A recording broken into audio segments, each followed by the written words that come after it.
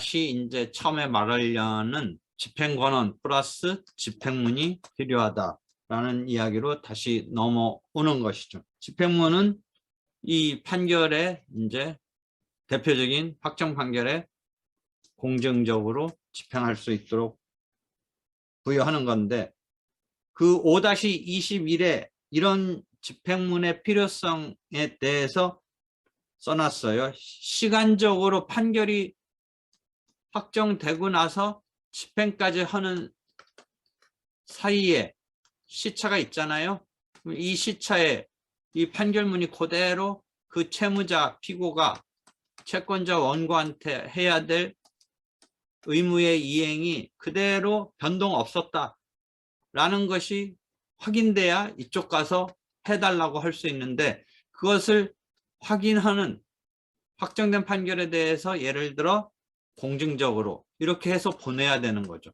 여기에 뭔가 변동이 있으면 요 집행권원의 내용이 집행하러 왔을 때까지 뭔가 변동이 있으면 안 되겠지요. 그건 그러면 그대로 집행에 쓰이면 안 되겠지요.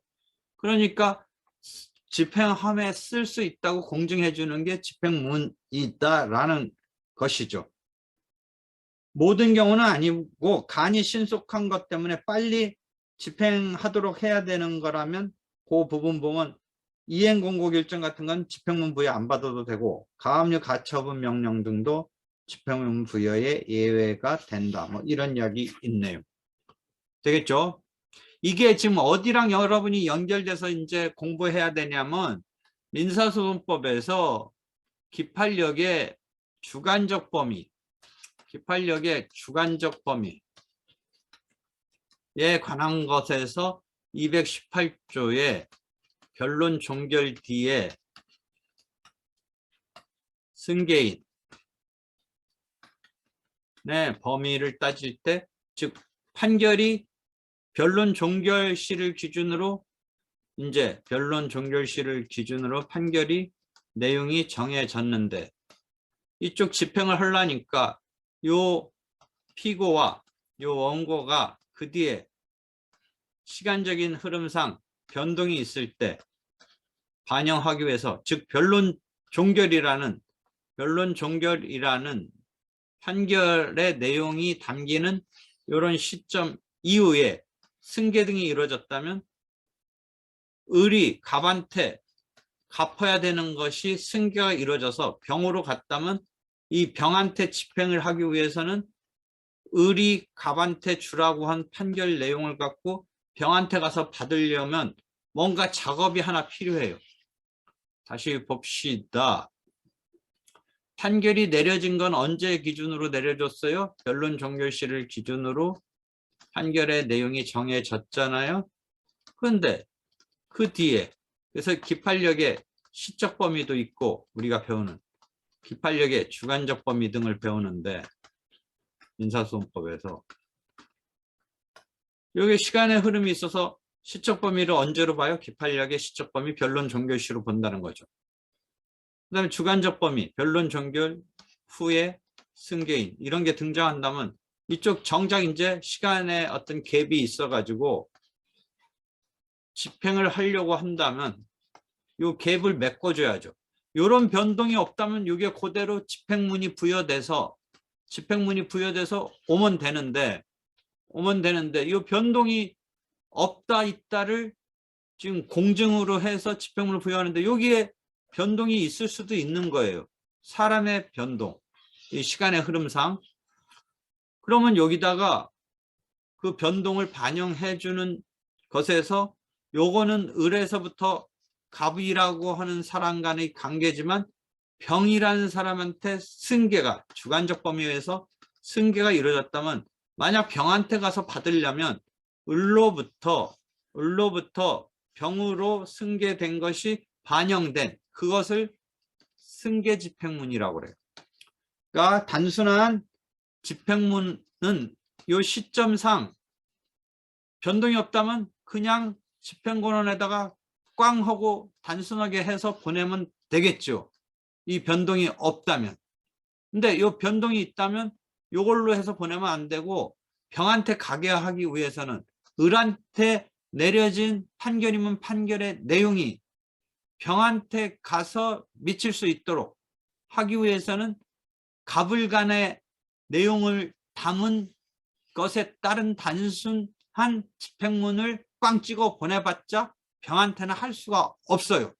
갑의 입장에서는 누구한테 해야 돼요? 지금 병한테 해야 되니까 요 을이라는 것으로 나온 것을 병에 가서 할 수 있도록 도장을 꽝 찍어주는데 어떤 도장을 찍어주느냐?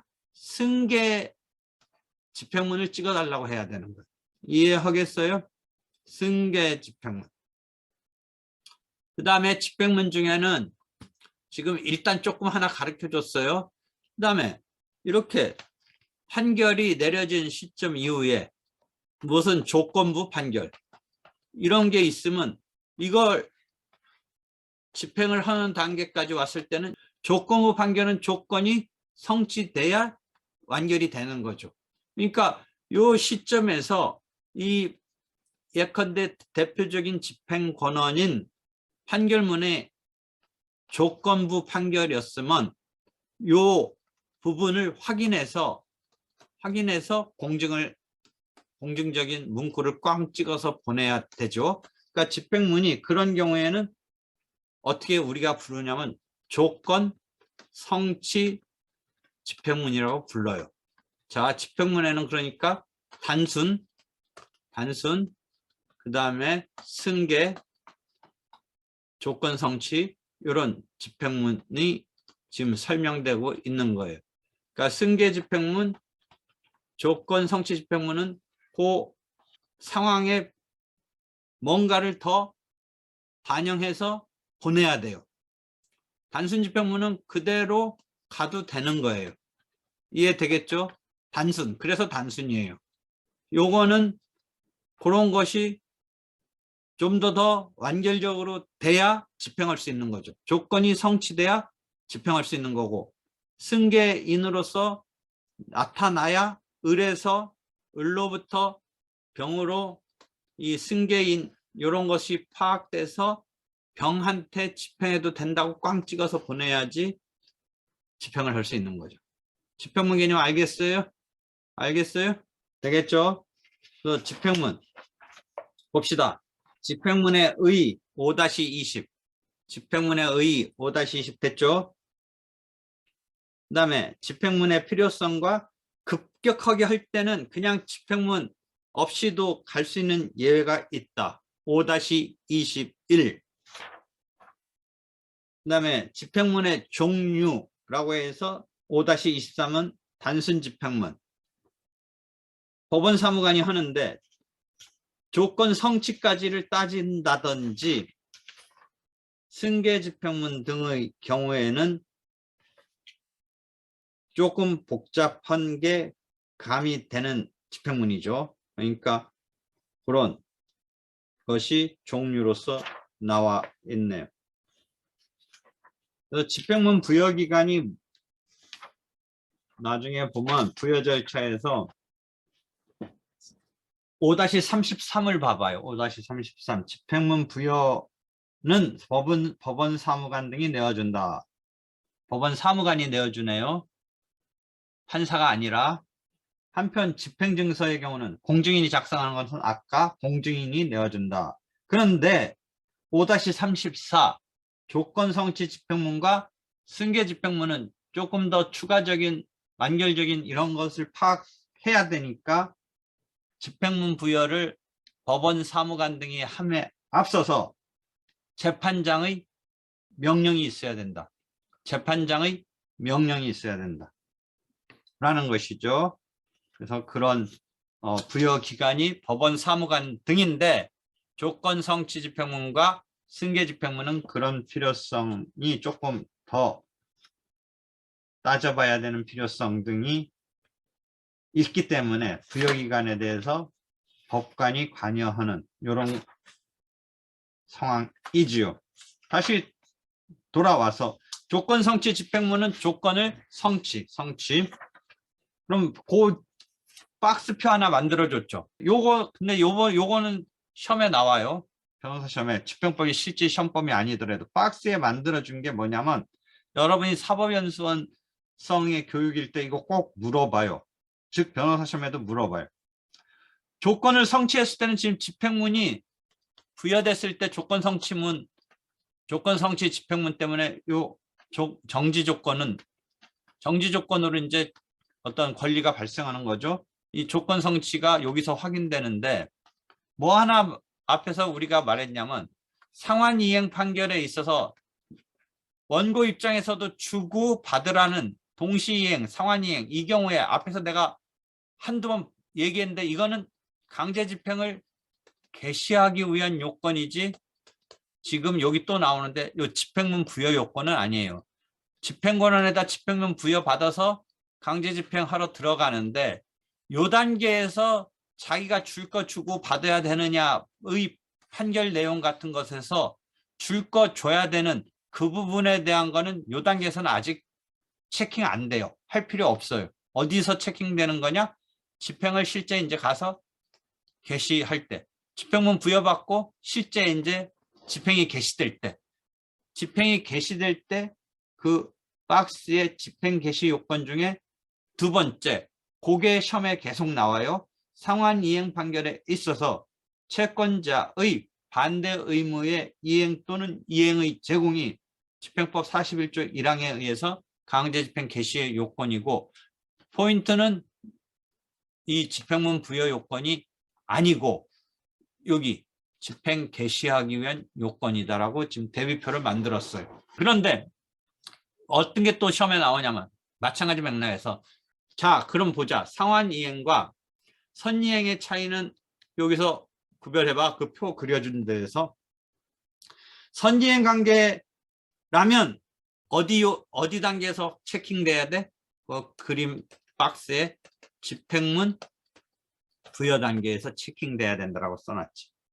상환이행은 집행 개시. 자, 상환이행은 동시니까 요때 해줘야 돼. 미리 할 필요 없어. 근데 선이행은 미리 해야 되니까 집행문 부여 단계에서 미리 하고 집행으로 가야 돼. 이해할 수 있겠어요? 이해할 수 있어요? 왜 차이가 나는지? 선이행은 선이니까 여기서 동시이행할 게 아니라 미리 자기가 해줘야 돼. 집행을 하기 위해서는. 이 판결문 내용이 선이행에 담긴 판결문을 갖고 집행을 하려면 요건 집행문 부여받을 때에 해줘야 되는 거예요. 판결문이 동시이행, 상환이행 판결이라면 어디 단계에서만 해주면 돼요? 집행 개시. 요때는 상관없어요. 그냥 집행문 받으면 돼요. 그러니까 선이행 관계는 약간 조건 성취처럼 집행문 부여 단계에서 선이행을 해준 것을 가지고 부여받아야 돼요. 집행문. 이게 요 두 개가 헷갈리면서 자주 물어봐요. 자주 물어본다라고 내가 얘기해 줬으니까 알아서 이해해요. 그 뒤에 또 5-25 앞에도 또 내가 높아시면서 또 도표 그려줬어요. 5-25 바로 앞에. 자 보자. 일반 상환이행 판결은 집행 개시 요건이다. 선이행 판결은 집행문 부여 요건이다. 그 두 개는 앞에 설명한 거예요. 중간에 뭐에 등기 같은 거.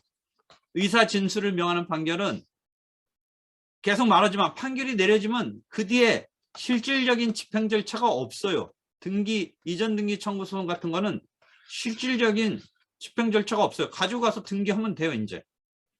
상환이행 판결적인 매매 계약에 따라서 1억 원 줄 거 주고 아까는 인도받아라라는 거와 지금 이전 등기 받아라가 틀려져요. 1억 원 마저 주고 같은 매매 계약이라도 그 물건 인도받아라랑 1억 원 줘야 되고 아직 채 안 치른 1억 원 줘야 되고 이전 등기를 받아라라는 거의 차이는 상환이행인데 아까 계속 말했듯이 일반적인 경우라면 상환이행, 동시이행은 집행을 개시하는 강제집행 개시의 요건인데 반해서 이전 등기 청구와 같은 등기 청구 소송은 그 뒷단계가 남지 않으니까 어느 단계에서 자기 줄 거 주는 것을 확인해야 되냐면 이건 그냥 곧바로 집행이라는 추가적인 절차가 없는 거와 마찬가지니까 어디서 집행문 부여 단계에서 요건으로 작동한다. 다시 구별해봐요. 선이행은 집행문 부여 단계에서의 요건이다. 동시이행은 일반적인 거는 강제집행 개시에서의 요건이다. 근데 상환이행 중에 이전 등기에 대한 줄 거 주고 등기받아라 같은 거는 등기 이후의 절차에서의 집행은 사실상 유명무실하니까 줄 거 줘야 되는 것을 언제 체킹해야 되느냐? 집행문 부여 단계에서 체킹해야 된다. 됐어요? 이거는 처음에 항상 나와요. 됐어요? 질문 없어요? 네, 그럼 요까지 조건 성취 집행문에서 그런 거를 지금 포인트로 얘기하고